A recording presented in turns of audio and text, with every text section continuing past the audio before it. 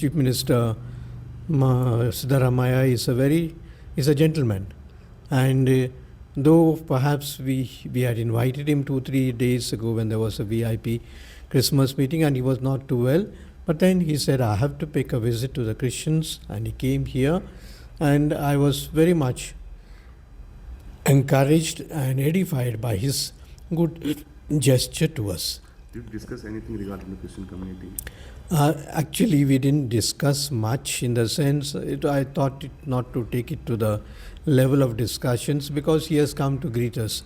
And so he himself expressed and said that I am very happy with the Christian community and the contributions, and whatever problems that you have, please let us know. As far as possible, we will try to settle and solve them, he said. And I also told him that we are also happy as far as possible with what the government is doing for us, and the government taking care of us. And in general, we do not say that this government is good, that government is bad. For us, according to our scriptures, all governments or the people who govern are the instruments of God, we say.